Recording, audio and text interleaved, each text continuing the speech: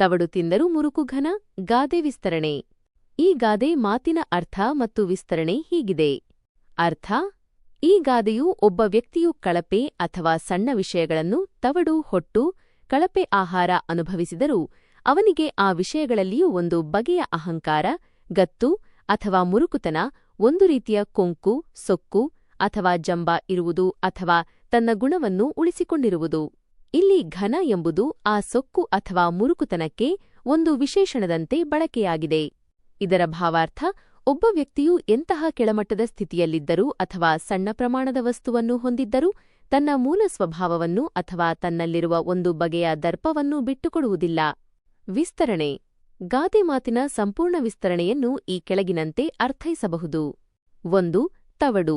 ಇದು ಕಳಪೆ ಗುಣಮಟ್ಟದ ಆಹಾರವನ್ನು, ಉದಾಹರಣೆಗೆ ಧಾನ್ಯದ ಸಿಪ್ಪೆ, ಹೊಟ್ಟು ಅಥವಾ ಪಶು ಆಹಾರ ಪ್ರತಿನಿಧಿಸುತ್ತದೆ.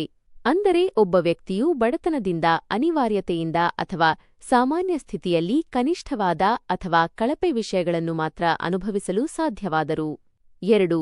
ಮುರುಕು ಘನ. ಮುರುಕು ಎಂದರೆ ಸೊಕ್ಕು, ಜಂಬ, ಗತ್ತು ಅಥವಾ ಕೊಂಕು ಎಂಬರ್ಥವಿದೆ. ಘನ ಎಂದರೆ ಶ್ರೇಷ್ಠವಾದುದು ಅಥವಾ ದೊಡ್ಡದು. ಕಳಪೆ ಸ್ಥಿತಿಯಲ್ಲಿದ್ದರೂ ಆ ವ್ಯಕ್ತಿಯಲ್ಲಿರುವ ಸೊಕ್ಕು ಅಥವಾ ದರ್ಪವು ಮಾತ್ರ ದೊಡ್ಡದಾಗಿ ಉಳಿದಿದೆ.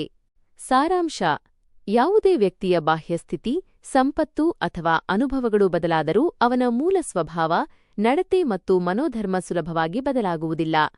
ಸಣ್ಣ ವಿಷಯಗಳಿಗೆ ತೃಪ್ತಿಪಡುವವನಾದರೂ ತನ್ನ ಮೂಲ ಸ್ವಭಾವದಲ್ಲಿರುವ ಜಂಭ ಅಥವಾ ಅಹಂಕಾರವನ್ನು ಉಳಿಸಿಕೊಂಡಿರುತ್ತಾನೆ. ಉದಾಹರಣೆಗೆ, ಕೆಲವರು ಎಷ್ಟೇ ಬಡವರಾಗಿದ್ದರೂ ಅಥವಾ ಸಣ್ಣ ಕೆಲಸ ಮಾಡಿದರೂ ತಮ್ಮ ನಡತೆ, ಮಾತು ಅಥವಾ ನೋಟದಲ್ಲಿ ಒಂದು ರೀತಿಯ ದರ್ಪವನ್ನು ತೋರಿಸುತ್ತಾರೆ. ಇದು ಅವರ ವ್ಯಕ್ತಿತ್ವದಲ್ಲಿ ಹಾಸುಹೊಕ್ಕಾಗಿರುವ ಗುಣವನ್ನು ಸೂಚಿಸುತ್ತದೆ.